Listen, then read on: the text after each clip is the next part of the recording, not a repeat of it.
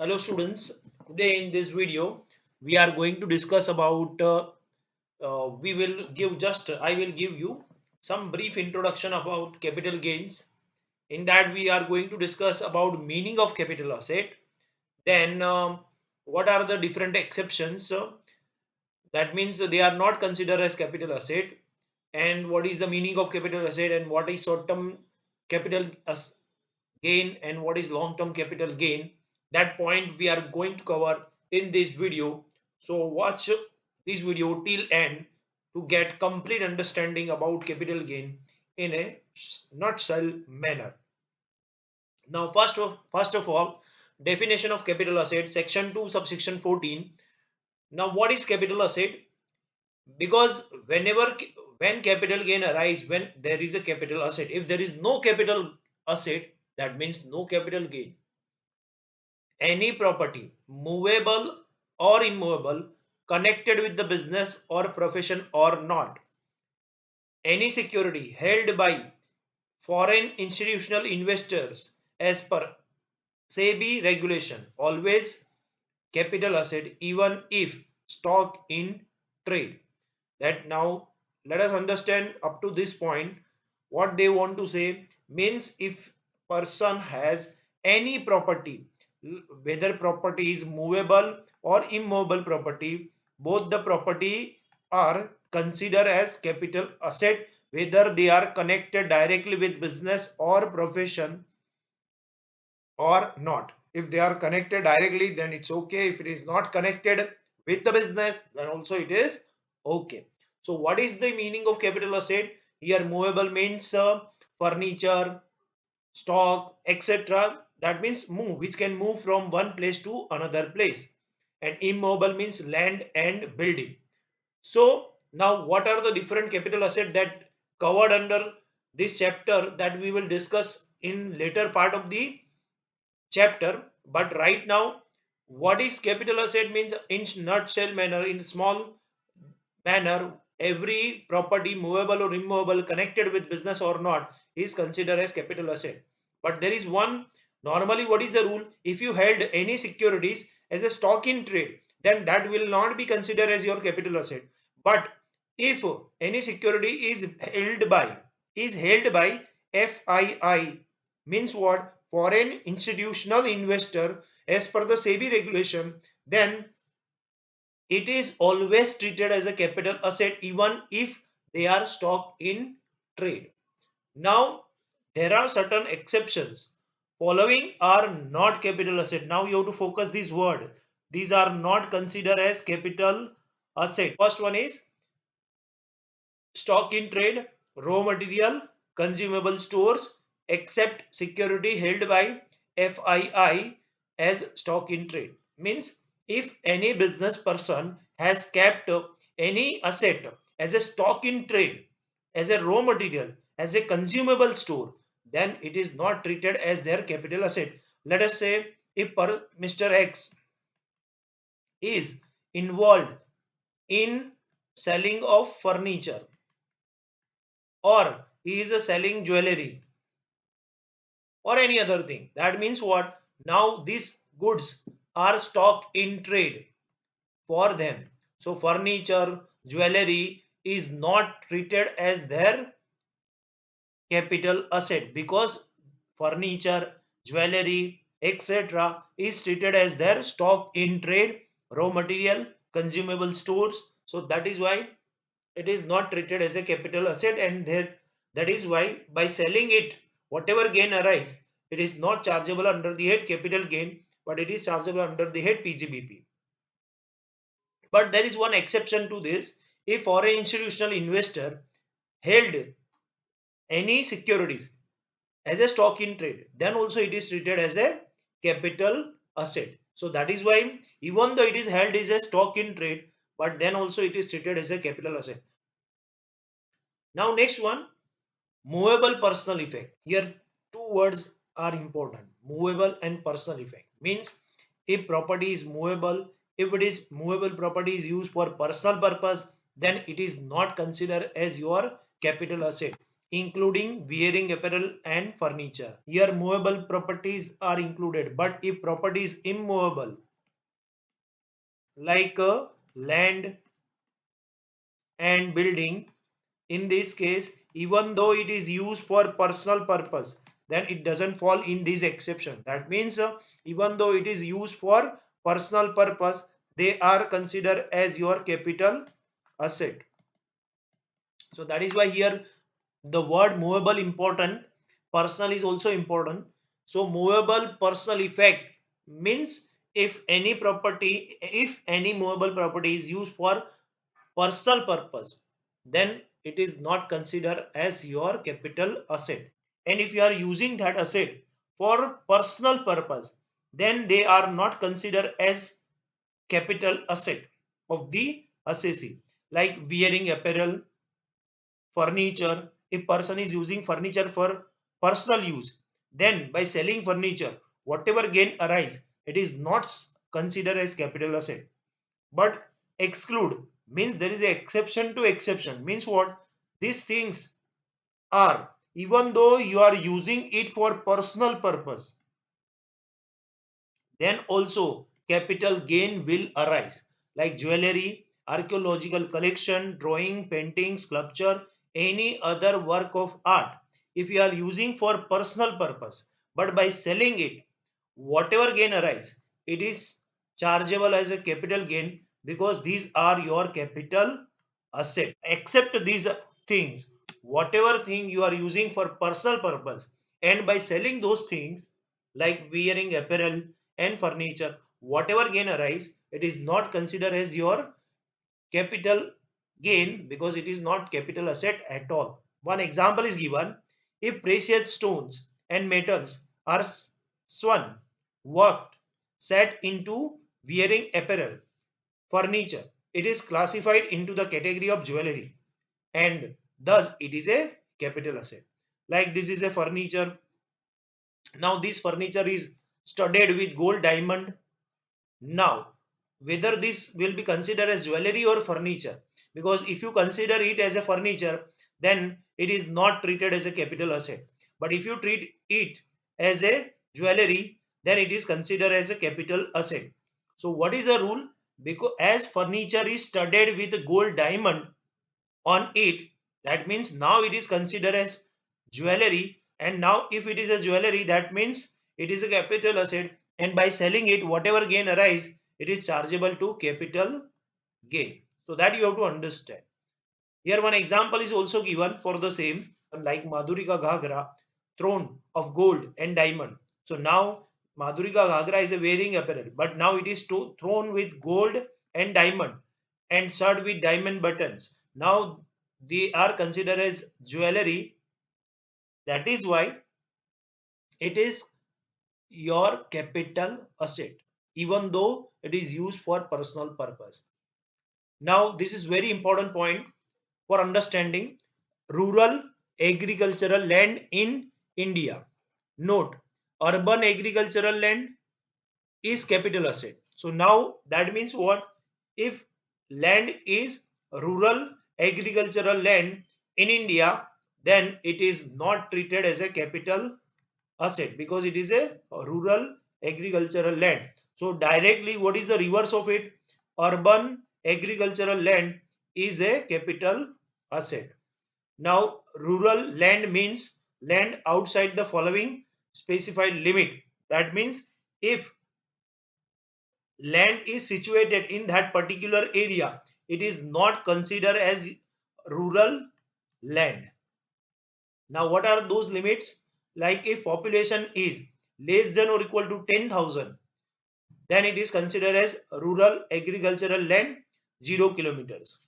Now but if population is 10,000, more than 10,000 but less than or equal to 1 lakh, then up to 2 kilometers it is not considered as rural agricultural land. If population is 1 greater than 1 lakh but less than or equal to 10 lakh, then up to 6 kilometer from the municipality, it is not considered as rural land. Above 10 lakh, 8 kilometers. Now let us understand this point with the help of one diagram.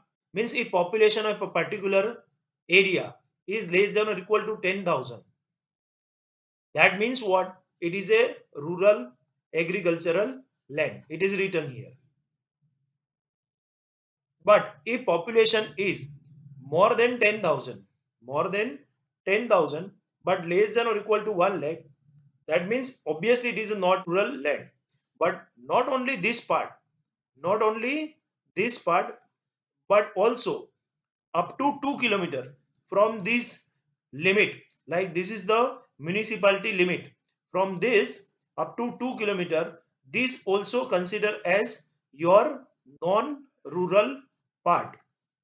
Means up to this is also non-rural part, and this part is also considered as your non-rural part.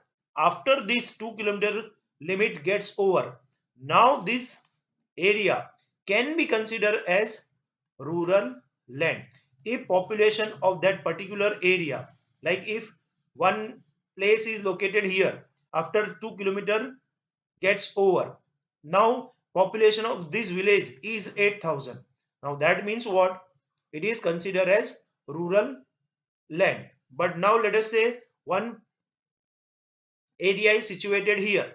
After this limit is gets over, the one area is situated here, and population of this village is 2k. Now whether it will be considered as rural area or not? So this is not considered as a rural area, because even though population is 2000 only, because it is situated within the boundary of 2 kilometer, so that is why it is not considered as rural agricultural land. Same example I am explaining once again. If a population of a particular municipality or cantonment board, etc., is more than 1 lakh but less than or equal to 10 lakh, then it is non-rural land, and this also considered as your non-rural land part. Now let us say if there is one place which is located here in this place, and population of this place is 10,000. So whether it is considered as a rural area? No. Why? Because it is situated within the boundary of 6 kilometer. In this case, you have to see 6 kilometer, because your population is increased 1 lakh to 10 lakh. So your boundary also gets increased from 2 kilometer to 6 kilometer. So up to 6 kilometer, this applicability of 10,000 is not applicable. But now same way, if population, if one area is located here which is outside the municipality or cantonment limit of 6 kilometer, and population of it is 10,000, now in this case it is considered as your rural land. Now same way, if population is more than 10 lakh, then again limit is extended up to 8 kilometers. So up to 8 kilometers it is considered as non-rural land. If any area situated here or here, so then it is also considered it is non-rural area, even though its population is less than 10,000. But let us say if area is located here in this part and population is 10,000, then it is considered as a rural land. Agricultural land means land used for the agricultural purpose for 2 years prior to transfer. It is, that means whenever you want to transfer a agricultural land, that means that land must be utilized for at least 2 years for agricultural purpose. If it is not used for at least 2 years for agricultural purpose, then it is not considered as rural agricultural land. What about urban land? Capital gain on transfer of urban agricultural land not treated as a agricultural income, and thus it is taxable. It is not exempt under section 10 subsection 1, because it is a urban agricultural land. This exemption is available. Exemption of section 10 subsection 1 is available only to rural agricultural land and not to urban agricultural land. So what is the conclusion? Here, rural agricultural land is not considered as your capital asset, but urban agricultural land is treated as your capital asset. So when land is considered as rural land and when land is considered as urban land, that difference I had shown you with the help of chart also, with the help of table also, and with the help of one pie chart also, so that you will get a complete understanding about rural land and urban land. Now, gold deposit bond and certificate. This is also not considered as your capital asset. Simple thing. Definition of transfer of capital asset, section 2, subsection 47. Means what is transfer? In normal language, sale, exchange, relinquishment of the asset, extinguishment of any rights in the asset. Means if you are selling the asset, if you are exchanging the asset and taking new asset, relinquishment or extinguishment of any right in the asset is, that means what? If you are giving up your rights in a particular asset, that is called extinguishment, and that is also considered as a transfer. So when capital gain arise only when transfer takes place. So now what is transfer? In normal understanding, when you sell, then only transfer takes place. But as per the income tax, that is not the only transfer. Transfer includes sale, exchange, relinquishment, extinguishment of any right in the assets, then compulsory acquisition of any capital asset under any law. That is also considered as a asset, like government has undertaken compulsory acquire land from the farmers. So that is also considered as transfer. Conversion of capital asset into stock in trade. That means if capital asset is treated as a is converted into stock in trade, then also it is a considered as a transfer. Maturity or redemption of zero coupon bond. If bond is redeemed at that time, whatever amount that is to be paid, that is also considered as transfer. Giving possession of movable property, sorry, giving possession of immovable property under part performance of a contract, that is also considered as transfer. Other transaction which have the effect of transferring the enjoyment of immovable property, this is also considered as transfer. So this definition can be asked in 2.5 marks in the examination. In that you have to write down just the what is the definition of transfer, and you have to write down this 7 point. Now from this, what is the definition of capital asset? In that you have to write down this whole points, and that question can be asked for 7 marks. So that up to now, up to this point, we have discussed this. So that is why I'm explaining you how it is to be asked in the examination. Now, types of capital asset, section 2, subsection 42A. There are normally two types of capital asset: short term capital asset and long term capital asset. So now when you can say that it is a short term capital asset, and when you can say that it is a long term capital asset, if period of holding, POH means period of holding of asset, is less than or equal to 36 months, then it is a short term capital asset. If period of holding of a asset is greater than 36 months, then it is a long term capital asset. This is the normal rule, but there are certain exceptions. Following asset becomes long term capital asset if period of holding is more than 12 or 24 months. So when 12 months and when 24 months, let us see.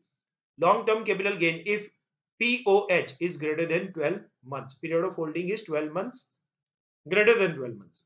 Means in this all case, you have to see 12 months. If it is more than 12 months, it is a long term capital asset. If it is less than 12 months,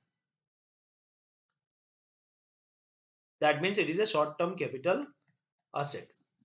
Listed equity share, preference share, listed security, debenture and bond, then units of UTI, equity oriented mutual funds, zero coupon bonds. So these are, in these all cases you have to consider 12 months, and in which cases you have to consider 24 months. So unlisted equity share, remember the difference. Listed equity share, you have to see the 12 months, but in case of unlisted equity share, preference shares in private and unlisted public company, immobile property being land or building or both, in that case you have to see the 24 months. So unlisted equity share, immobile property being land or building, in that case you have to see the 24 months. Now on the base of this total types of capital asset, there are small questions can be asked of 2 marks. Now let us say some examples are: jewelry purchased on 1st July 2016, sold on 7th March 2021. That means in case of jewelry you have to see the 36 month. And these 7 2016 to 31 POH. POH means period of holding is more than 36 months. So that is why it is a long term capital asset. Listed equity share, in that you have to see the 12 months. POH is 12 months. If it is more than 12 months, it is a long term capital asset. If it is short term capital asset, if it is a less than 12 months, then it is a short term capital asset. Here it was purchased from period of holding is 7 July 2018 to 15th of April 2020. That is more than 12 months. So that is why it is a long term capital asset.